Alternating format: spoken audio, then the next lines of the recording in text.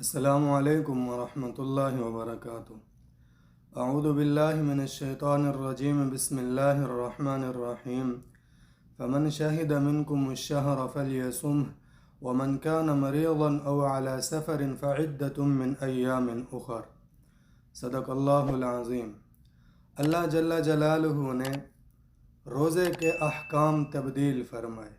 پہلے حکم تھا کتب علیکم الصیام، تم پر روزے فرض کر دیے گئے ہیں، اور ارشاد فرمایا تھا وَعَلَى الَّذِينَ يُطِيقُونَهُ فِدْيَةٌ، یعنی روزے تو تم سب پر فرض ہیں، اب تمہیں اختیار ہے کہ یا تو روزے رکھو، اور اگر روزے نہیں رکھنے ہیں تو پھر فدیہ دے دو روزے کا۔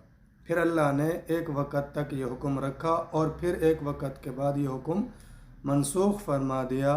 اب ارشاد فرمایا فمن شہد منکم الشہر فلیصمہ، تم میں سے اب جو بھی اس مہینے کے اندر موجود ہو، اس مہینے کو پالے، وہ روزے رکھے۔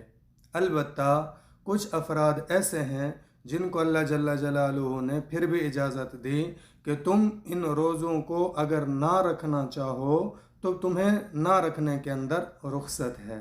کون ہے؟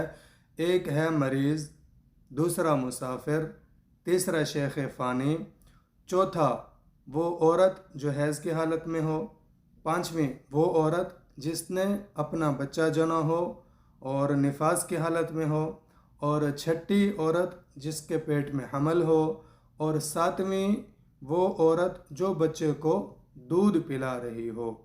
اب یہ 7 افراد ہیں جن کو رمضان المبارک میں روزہ نہ رکھنے کی اجازت ہے۔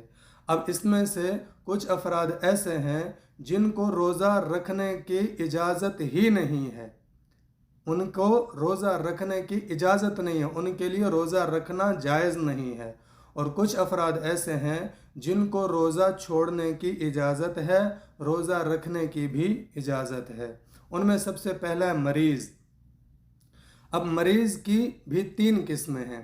ایک ایسا مریض ہے جس کا مرض کوئی نہ تو طویل زیادہ عرصے کا ہے اور نہ زیادہ مشقت کا ہے، مثلا نزلہ ہے، یہ بھی مرض ہے، بخار آ جائے یہ بھی مرض ہے، سر میں درد ہو یہ بھی مرض ہے، پیٹ میں درد پڑ جائے یہ بھی مرض ہے۔ یہ چھوٹے موٹے مرض ہیں، ان کی وجہ سے اگر کوئی بندہ چاہے کہ میں روزہ نہیں رکھتا ہوں تو ایسا نہیں ہوگا۔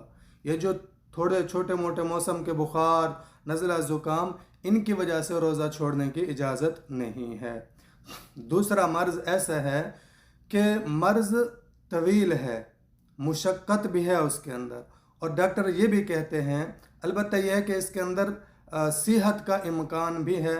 کچھ وقت کے اندر ڈاکٹروں نے کہا کہ روزہ نہیں رکھنا چاہیے، اگر روزہ رکھے گا تو مرض سے صحت یاب ہونا 2 مہینے کی بجائے 4 مہینے ہو جائیں گے، 6 مہینے ہو جائیں گے۔ ایسا اگر مرض ہے تو اس مرض کے اندر انسان کو روزہ چھوڑنے کی بھی اجازت ہے اور روزہ رکھنے کی بھی اجازت ہے۔ تیسرا مرض ایسا ہے کہ اگر روزہ رکھتا ہے اس کی وجہ سے انسان کی جان کو خطرہ ہے، ڈاکٹروں نے کہا کہ روزہ رکھو گے تو جان چلی جائے گی، یا انسان کا کوئی جسم کا عضو وہ ضائع ہو جائے گا۔ ایسی صورت کے اندر اگر انسان روزہ رکھتا ہے تو اس کو روزہ رکھنے کی اجازت نہیں ہے، گناہ ہوگا۔ اللہ جل جلالہ نے ارشاد فرمایا وَلَا تَقْتُلُوا أَنفُسَكُمْ، اپنے آپ کو مت قتل کرو، اپنے آپ کو قتل کرنے کی اجازت نہیں ہے۔ اس مرض کی حالت کے اندر ڈاکٹروں نے بھی بتا دیا کہ روزہ رکھنے کی وجہ سے موت واقع ہو سکتی ہے، یا جسم کا کوئی عضو سارا سالم طور پر ہلاک ہو سکتا ہے، تو ایسی صورت کے اندر روزہ رکھنے کی اجازت نہیں۔ دوسری جگہ اللہ جل جلالہ نے ارشاد فرمایا وَلَا تُلْقُوا بِأَيْدِيكُمْ إِلَى التَّهْلُكَةِ، اپنے آپ کو ہلاکت کے اندر مت ڈالیے۔ تو یہ مریض جس کا مرض ایسا شدید ہے کہ اس کو جان کا خطرہ ہے، اور ڈاکٹروں نے بھی منع کر دیا روزہ رکھنے سے کہ اگر تم روزہ رکھو گے تو تمہاری جان کو خطرہ ہوگا، تو ایسے بندے کو روزہ رکھنے کی اجازت نہیں ہے۔ دوسری وہ عورت جس کو حیض ہے، اگر یہ چاہے کہ میں روزہ رکھوں تو اس کو روزہ رکھنے کی اجازت نہیں ہے۔ تیسری وہ عورت جس نے بچہ جنا ہے اور نفاس میں ہے، ابھی وہ پاک نہیں ہوئی ہے، اور وہ یہ چاہے کہ میں روزہ رکھوں تو اس کو بھی روزہ رکھنے کی اجازت نہیں۔ یہ 3 افراد ایسے ہیں جن کو رمضان المبارک میں روزہ رکھنے کی سرے سے اجازت ہی نہیں ہے، ان کا روزہ جائز ہی نہیں۔ البتہ ان کو اپنے اس نجاست سے پاک ہونے کے بعد رمضان المبارک کے بعد میں اپنے روزوں کی قضا کرنی ہوگی، اور مریض آدمی جب وہ صحت یاب ہوگا تو اپنے روزے قضا کرے گا۔ اگر اس کو صحت نہیں ملی ہے اور وہ بوڑھا تھا، شیخ فانی ہے، تو پھر وہ فدیہ دے کر اپنے روزے کی بس فدیہ دے دے گا۔ دوسرا ایک مسافر مریض ہو گیا۔ نمبر 2 مسافر کے لیے بھی شرائط ہیں۔ سفر اس کا اتنا لمبا ہو جس کے اوپر نماز قصر کی جاتی ہے، نماز کم کر دی جاتی ہے، اور وہ ہے 78 کلومیٹر، اور بعض حضرات 81 بھی فرماتے ہیں۔ تو 81 کلومیٹر یہ زیادہ احتیاطی ہے کہ احتیاطی سے میں 81 کلومیٹر کے اوپر اگر وہ سفر پر جانا چاہ رہا ہے تو اس کو روزہ چھوڑنے کی اجازت ہے۔ اب جب وہاں سفر جہاں پر گیا ہے جس مقام پر، وہاں پر رہ کر یہ روزہ چھوڑ سکتا ہے یا نہیں؟ تو یاد رہے، مقیم بندہ وہاں سفر کے اوپر جا کر جہاں گیا ہے، اگر وہاں پر جا کر مقیم ہو گیا تو اس کو روزہ چھوڑنے کی اجازت نہیں۔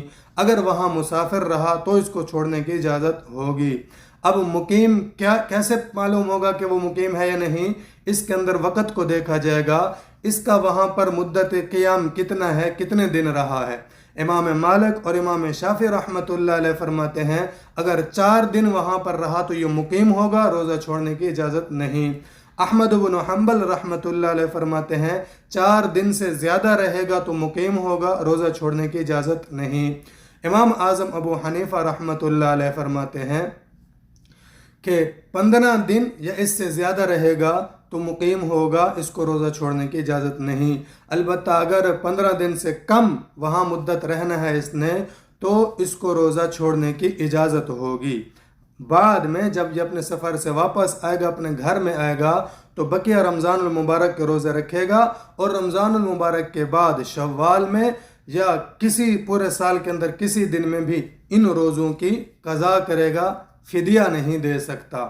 اگلے رمضان آنے سے پہلے اس کو روزے رکھ لینے چاہیے۔ اگر اگلے رمضان آنے سے پہلے اس نے روزے نہیں رکھے تو یہ کوتاہی ہے اس کی، جو کہ مستحسن نہیں۔ البتہ اگر پھر اس کو اگلے رمضان کے روزے رکھنے ہوں گے، ان کو پورا کرنے کے بعد پھر ان کو روزے رکھنے ہوں گے، فدیہ نہیں دیا جائے گا۔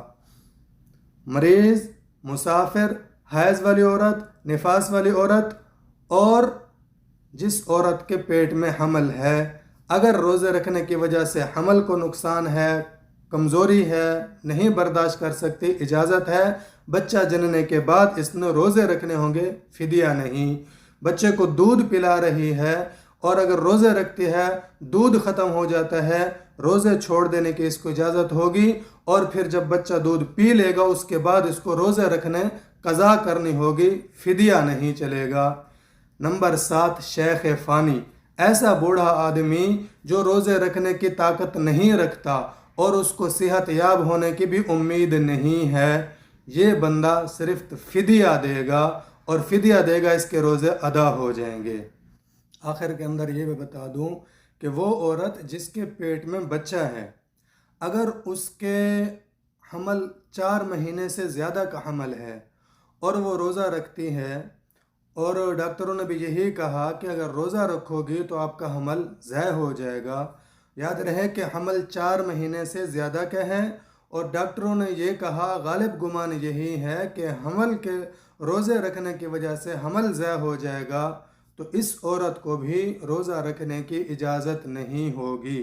کیوں کہ یہ اگر روزے رکھے گی تو بچے کو قتل، اگر اللہ نہ کرے بچہ ضائع ہو جائے تو یہ قتل کرنے کے زمرے میں داخل ہوگا، اس لیے اس عورت کو بھی روزہ رکھنے کی اجازت نہیں ہوگی۔